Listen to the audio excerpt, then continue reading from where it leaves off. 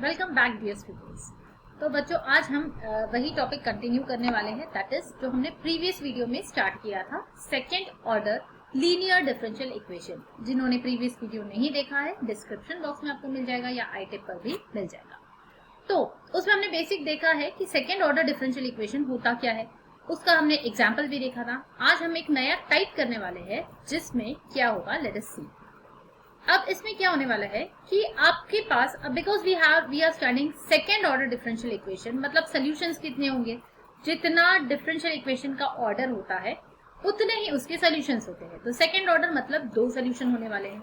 अब दो में से इस टॉपिक में क्या होने वाला है कि एक सॉल्यूशन आपको दिया हुआ रहेगा एंड आपको उसको यूज करके दूसरा सॉल्यूशन निकालना है। ठीक है, this topic is very simple, don't worry.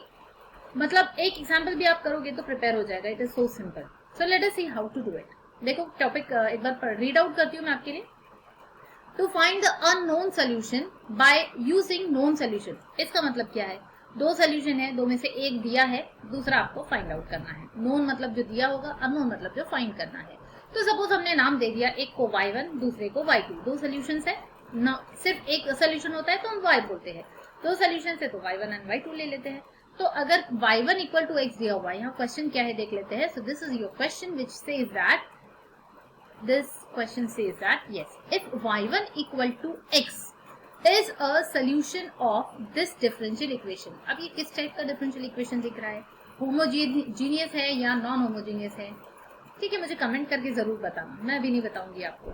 ठीक है, तो ये क्या है, होमोजीनियस है नॉन होमोजीनियस, आप मुझे बताओगे। आगे बढ़ते हैं, we have to find y2, ठीक है, एंड द जनरल सोल्यूशन। तो y2 फाइंड करना है using this solution y1, and एक बार y1 y2 मिल गया तो जनरल सोल्यूशन निकालना बहुत आसान हो जाएगा। नाउ इसका कुछ मैंने वर्किंग रूल बनाया हुआ है, आपके बुक में नहीं दिया हुआ है, but I have made it, जो आपको बहुत आपके लिए ये चीज बहुत इजी कर देगा। तो how to find out the solution. तो देखो मैं आपको वर्किंग रूल बताती हूँ बिल्कुल शॉर्ट में और इजीली। तीन ही स्टेप है, आपको बस 3 स्टेप करनी है। फर्स्ट स्टेप में आप क्या करोगे, यू विल एनालाइज पी। अब पी क्या है, तो पी मतलब जो हमने सेकेंड ऑर्डर डिफरेंशियल इक्वेशन का स्टैंडर्ड फॉर्म देखा था, इसलिए मैं बोल रही हूँ आप प्रीवियस वीडियो जरूर देखना, ये वीडियो देखने के पहले, तो आपको आइडिया क्लियर हो जाएगी कि एग्जैक्टली ये सेकेंड ऑर्डर कैसे होता है। सो इस टाइप का होता है हमारा second order, this is q of x y equal to r of x। ठीक है, तो ये होता है हमारा p। यहाँ पर यानी जो भी dy by dx का कोएफिशिएंट होगा that will be R p। तो सबसे पहले हमें उसको एनालाइज करना होगा। ठीक है, then next what will we do, we will be we will be assuming ये जो y2 है जो हमको फाइंड करना है, उसको हम कुछ अज्यूम कर लेते हैं। उसको एक फॉर्मूला दिया हुआ है v इंटू y1। अब v और y1 में से y1 तो हमको पता है, जो गिवन होगा वो होगा। अब ये v क्या है, तो v के लिए भी एक फॉर्मूला दिया हुआ है which is this formula, v equal to this integration. ठीक है, तो बेसिकली हमें सिर्फ 3 चीजें फाइंड करनी है। कौन सी 3 चीजें, we have to find p, we should know 3 things. Actually find मतलब 3 चीजें पता होनी चाहिए, p v y1, और उसमें से भी y1 तो गिवन ही होगा, क्वेश्चन में दिया होगा, सिर्फ निकालना है हमें p एंड v। अगर ये 2 चीजें हम निकाल लेते हैं तो सोल्यूशन बहुत आसान हो जाता है। नाउ इस वर्किंग रूल में ना एक स्टेप और ऐड कर देती हूँ मैं, स्टेप नंबर 4 डाल देते हैं इसमें, जो होगा फाइनल आंसर, जो कंप्लीट सोल्यूशन बोल सकते हो आप, या तो फिर जनरल सोल्यूशन बोल सकते हो। तो वो क्या होगा, ये सारी चीजें मिलने के बाद में आपको सोल्यूशन तो लिखना ही पड़ेगा, हम सब कुछ कर क्यों रहे हैं, to find out the solution. तो उसका एक छोटा सा फॉर्मूला है, y will be equal to c1 y1 plus c2 y2। मतलब आपको जो y1 मिलेगा वो इसमें लिखना है, एंड y2 जो मिलेगा वो आपको लिखना है। What is c1 and c2, वो आर्बिट्री कॉन्स्टेंट्स है, उसको उसकी वैल्यू फाइंड नहीं करनी है। फाइनली आपको सिर्फ इसमें y1 और y2 की वैल्यू पुट कर देनी है, and this will be your answer. ठीक है, तो ये 4 स्टेप है जो आपको फॉलो करनी है। एग्जाम्पल देखते हैं तो आइडिया पूरी तरीके से क्लियर हो जाएगी। सो let us see the solution. अब जैसे क्वेश्चन में एक सोल्यूशन हमें दिया हुआ है, दूसरा हमें फाइंड करना है। हर सोल्यूशन में पहली स्टेप क्या होती है, हमेशा मैं आपको बताती हूँ, you should write given equation is, या अगर डिफरेंशियल इक्वेशन है तो आपको लिखना है गिवन डिफरेंशियल इक्वेशन इज। तो यहाँ पर actually I should write D भी लिख सकते हैं, बिकॉज डिफरेंशियल इक्वेशन है, तो you can write given differential equation is. अब एक बार डिफरेंशियल इक्वेशन आपने लिख लिया तो पहले तो चेक करना है कि whether it is in standard form और नॉट। यहाँ पर बच्चे बहुत बड़ी गलती करते हैं, you immediately start with the working rule, या जो भी आपको करना होता है नेक्स्ट स्टेप आप इमीडिएटली स्टार्ट कर देते हो। अब देखो कितनी बड़ी मिस्टेक हो जाएगी अगर आपने इमीडिएटली स्टार्ट किया तो। मैंने आपको बताया है first step is analyse P, तो यहाँ पर और पी क्या होता है, पी इज वाई डैश का कोएफिशिएंट। तो आप बोल दोगे कि ma'am P is equal to X, right, according to the working rule if you directly start you will say p equal to X, but p equal to X बिल्कुल नहीं है। अब आप बोलोगे मैम क्यों, आपने ही तो बोला y डैश का कोएफिशिएंट, बट मैंने ये भी बोला है बच्चों कि हमेशा पहले चेक करो क्या ये स्टैंडर्ड फॉर्म में है। What is the standard form of second order differential equation? It is x square it is y double dash plus y double dash plus p of x y dash plus q of x into y equal to r of x। ये previous video में बताया है आपको। That means in short I want to say that कि y double dash का coefficient 1 होना चाहिए। यहाँ पर कुछ भी और 1 के अलावा नहीं चलता है। पर यहाँ क्या दिख रहा है, हमारे गिवन इक्वेशन में it is X square, so what should we do, we should divide through out by X square, right, तब जाके ये स्टैंडर्ड फॉर्म में आ जाएगा। So dividing by X square what do we get, y double dash plus, अब यहाँ पे x से डिवाइड करेंगे तो you will get 1 by X y dash minus 1 by X square into Y, and ये 0 है तो 0 ही रहेगा। Now this is my actual differential equation of second order. अब मैं वर्किंग रूल लगा सकती हूँ, ठीक है। तो अब वर्किंग रूल लगाने के बाद में देखो कितना फर्क पड़ जाएगा। Now if I write my p it will be equal to what, it will be 1 by X not x। तो यहीं पर अगर आपने गड़बड़ कर दी होती तो पूरा भी आप सोल्यूशन करेक्ट लिखोगे तो भी 0 मार्क मिलेंगे, बिकॉज p ही गलत है, that means every value will be wrong. समझ रहे हो? तो ये चीज को ध्यान रखना है, ये गलती एग्जाम में नहीं करनी है। सबसे पहले क्वेश्चन देख लेना कि स्टैंडर्ड फॉर्म में है या नहीं। अब वर्किंग रूल जो मैं आपको बता रही हूँ वो आपको एग्जाम में लिखना नहीं होता है, मतलब ऐसा नहीं लिखना है कि वर्किंग रूल स्टेप 1 स्टेप 2, ये बिल्कुल नहीं लिखना है। This is only for your convenience मैंने ये बनाया हुआ है, आपको अच्छे से याद रहेगा कि कैसे करना है। अब स्टेप 2 की तरफ आगे बढ़ते हैं। आपको सिर्फ विजुअलाइज करना है आपके दिमाग में। मैम ने क्या बताया था स्टेप 2 में, yes we have to assume y2 is equal to this. तो ये लिखना है, हम लिख लेते हैं assume y2 is equal to vy1। हमें फाइंड क्या करना है, y2 फाइंड करना है। तो y2 का एक स्टैंडर्ड फॉर्मूला होता है जो होता है y2 is equal to vy1। Again जब आप y2 लिखोगे उसको भी एक बॉक्स में लिखना है इस तरीके से, p को हाईलाइट करो, y2 को हाईलाइट करो। बच्चों मैं आपको बार बार बोलती हूँ, आप अगर वैल्यूअर का काम आसान करोगे तो आपका काम आसान हो जाएगा और आपको आसानी से मार्क्स मिलेंगे। You have to be very very clear and crisp in writing. जितना आपका पेपर नीट एंड क्लीन और वैल्यूअर को दिखने में आसानी जाएगी कि बस आप ये हाईलाइट कर दो, देखो p is equal to this, y2 equal to this, तो उनको ढूंढना, मतलब हम लोगों को, हम जब पेपर चेक करते हैं तो हमें ढूंढना नहीं पड़ता है कि कौन सा आंसर कहाँ पर है। आप हमें परेशान करोगे तो हम तो आपको परेशान करेंगे, आसानी से मार्क्स क्यों देंगे हम, है ना। सो दिस इज स्मॉल ट्रिक्स जो आपको पता होनी चाहिए कि आपको अच्छे मार्क्स स्कोर करने के लिए पढ़ाई के अलावा और क्या क्या चीजें करनी है पेपर में अच्छे तरीके से, राइट। सो ये हाईलाइट कर दिया आपने, वैल्यूअर को दिख गया कि yes this is p this is y2, ये बच्चे को नॉलेज है। आगे बढ़ते हैं, नेक्स्ट स्टेप में हमें क्या करना है, हमें स्टेप 3 पे बढ़ना है विच इज v। अब v फाइंड करने के लिए हम क्या करेंगे, पहले हम फॉर्मूला लिख देते हैं v का। v में हमें कौन सी चीजों की जरूरत पड़ने वाली है, हमें चाहिए y1 एंड हमें चाहिए p।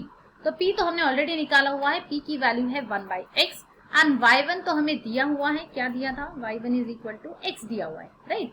तो यहाँ लिख लेती हूँ y1 is equal to x, ये गिवन है। बस अब सब्स्टिट्यूट करते हैं, वैल्यूज निकालते हैं। Let us see what do we get, v is equal to integration 1 upon y1 square मतलब 1 upon x square into e raise to power minus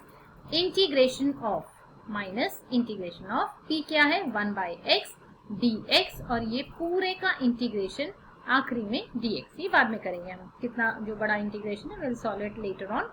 पहले e रेज टू पावर वाला इंटीग्रेशन हम solve करेंगे। So ये as it is चलेगा 1 upon X square into अब e raise to, what is integration of 1 by X, all of you know this, it is log x। तो this will minus अपनी जगह रहेगा, e raise to minus log x and इस whole का dx। Now e raise to minus log x की value क्या होती है, इसके पहले भी हम बहुत बार कर चुके हैं, एक बार शॉर्ट में आपको बताती हूँ। e और log के बीच में कुछ भी नहीं होना चाहिए, ये जो भी होता है इसको हटाना है। तो इसको हम हटा कैसे सकते हैं, ये पावर में चला जाता है तो x के पावर में जाएगा, so we can write E log X raise to -1, because ये -1 है एक्चुअली, तो ये एक्स के पावर में जाएगा। एंड जब ई और लॉग के बीच में कुछ भी नहीं होता है यहाँ पर, तो we can cancel this out. हम करते नहीं है, ऐसा लिखते नहीं है, but we should know that ये चीजें डिलीट, एक दूसरे को डिलीट करती है, एंड फाइनली जो बचा हुआ होता है वो आंसर बच जाता है एक्स रेज टू -1। ये एक ट्रिक है जो मैंने आपको बताई है बहुत बार। तो डायरेक्टली मैं यहाँ लिख रही हूँ इंटीग्रेशन 1/x² इनटू, ये वैल्यू आती है हमारी एक्स रेज टू -1, मतलब 1/x dx, and that means I can write this as integration 1/x³ 1/x³ मतलब x रेज टू -3। अगेन आज का दिन ही ऐसा है। So this is x raise to -3। So x raise to -3 का अगर आप इंटीग्रेशन करते हो तो it comes out to be x raise to -2/-2। I hope all of you know how to integrate. Integration का फॉर्मूला क्या होता है? x raise to n dx का होता है x raise to n+1/n+1। So accordingly we get this value, that is -1/2x²। अब ये जो हमें मिला है वो क्या है, हम क्या फाइंड कर रहे हैं? This is the value of v। So again you have to highlight this। जब भी कोई भी वैल्यू मिलती है तो उसको हाईलाइट करके लिखो। पर हम v क्यों फाइंड कर रहे हैं? हमें तो फाइंड करना था y2। क्वेश्चन क्या है? सेकंड सोल्यूशन निकालना है। तो हमने v इसीलिए फाइंड किया क्योंकि y2 की वैल्यू होती है v इंटू y1, राइट? हमने स्टेप 2 में लिखा हुआ था, यहाँ देखो what is y2, it is v into y1। तो y1 तो हमें ऑलरेडी पता है, अब हमने v भी फाइंड कर लिया है। So now we can write the value of y2। So here we will write therefore y2 is equal to v into y1, मतलब v की वैल्यू क्या मिली थी हमें? -1/2x²।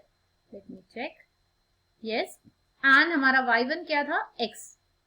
So into x, that means हमें क्या मिल रहा है? ये एक x कैंसिल हो जाएगा यहाँ पे। So we are getting -1/2x। This is the value of y2। तो अब अगर y2 मिल गया है तो we can finally write the complete solution या जनरल सोल्यूशन। यहाँ क्वेश्चन था find the general solution. General solution is, therefore the general solution is, अब हमें काम पड़ेगा स्टेप नंबर 4 का, जिसमें मैंने आपको बताया था what is the general solution. उसका फॉर्मूला होता है c1y1 प्लस c2y2, जिसमें हमें c1 और c2 की वैल्यू फाइंड नहीं करनी होती है। We just have to write the values of y1 and y2।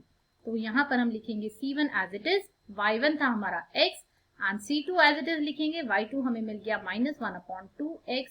And again इसको फाइनल आंसर को आपको हाईलाइट करना है, इस तरीके से बॉक्स में लिखना है which is the required solution, which is the required solution. तो अगर आप इस तरीके से एग्जाम में सोल्यूशन लिखते हो तो आपका कोई भी आधा मार्क भी नहीं काट सकता।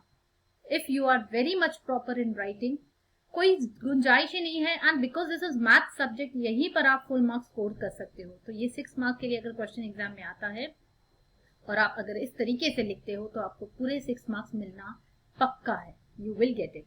ठीक है, तो I think it is very simple. एक बार शॉर्ट में रिवाइज कर लेते हैं इस टाइप की एग्जाम्पल्स कैसे किए जाते हैं। अगर आपको क्वेश्चन ये दिया है, एक सोल्यूशन दिया हुआ है, उसको यूज करके दूसरा सोल्यूशन निकालना है, तो बस आपके सामने ये 4 स्टेप्स आ जानी चाहिए। You should remember this working rule which I have told you. बस ये 4 स्टेप अगर आपको याद आ गई तो आप कोई भी क्वेश्चन कर सकते हो। इसमें सिर्फ डिफिकल्टी कहाँ जा सकती है? इंटीग्रेशन में। एंड आई डोंट थिंक कि कोई बहुत टफ इंटीग्रेशन यहाँ पर आते हैं, इस टाइप के इजी इंटीग्रेशन ही आएंगे। ओके, ज्यादा से ज्यादा प्रोडक्ट रूल लग सकता है कभी कभार किसी एग्जाम्पल में, तो आइलेट रूल आप उसके लिए लगा सकते हैं। Okay, so did you understand this particular solution और नॉट? मुझे कमेंट करके जरूर बताना। पसंद आया होगा तो वीडियो को लाइक करना, फ्रेंड्स के साथ शेयर जरूर कर दो। And we will meet in the next video, जिसमें हम बहुत बहुत इंपॉर्टेंट कंसेप्ट पढ़ने वाले हैं। So don't miss that video. अब असली चैप्टर स्टार्ट होने वाला है हमारा, higher order differential equation, and बहुत मजेदार टॉपिक रहेगा। Okay, so let us meet in the next video. Till then keep studying, keep smiling, और बिना टेंशन लिए, बिना प्रेशर के पढ़ाई करो।